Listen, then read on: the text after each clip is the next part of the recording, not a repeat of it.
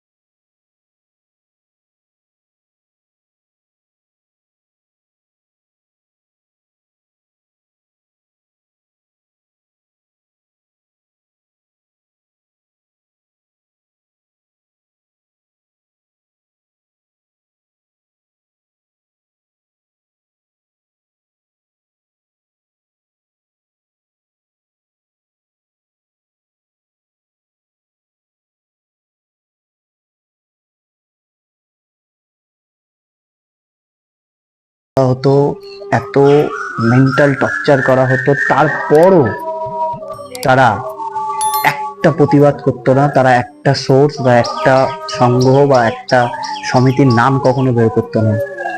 যে শুধু ভাবি যে তারা কে ছিলেন। কাশ যদি সময় পিছনে যাওয়া যেত, তাহলে হয়তো পিছনে গিয়ে দেখে আসতাম।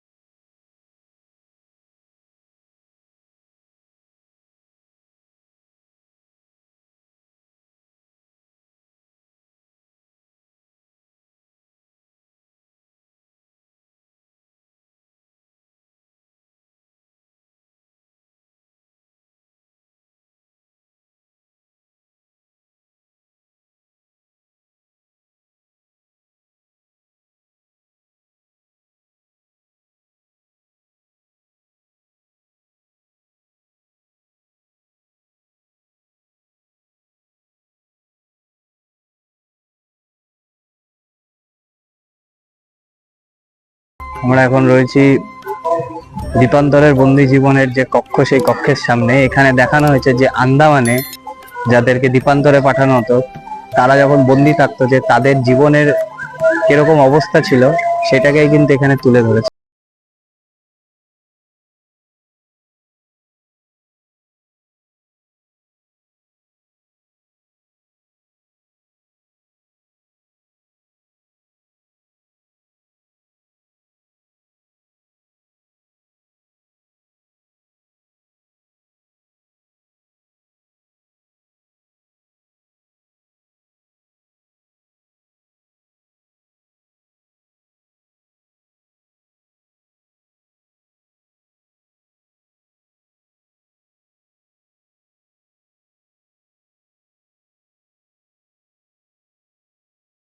হচ্ছে ঐতিহাসিক কারাগার দেখার জন্য, যেটা কিন্তু এখনো রিকনস্ট্রাক্ট করা হয়নি। ব্রিটিশ পিরিয়ডে ঠিক যেরকম ছিল ঠিক সেরকমই আছে এখনো। তো চলো যাওয়া যাক।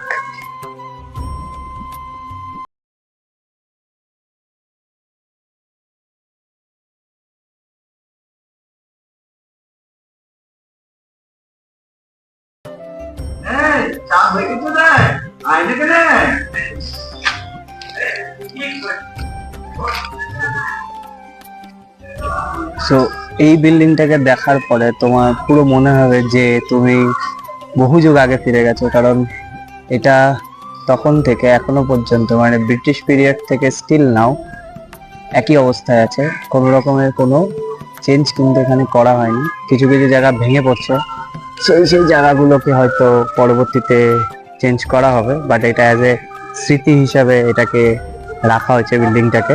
সো দারুণ দারুণ জায়গা, জাস্ট দারুণ। সো আমি আর এখন আজকে লাইটিং আর সাউন্ড শো দেখবো না, আমি এখান থেকে ডিরেক্টলি বেরিয়ে যাব আর মেট্রো ধরবো হাজরা মোড় থেকে।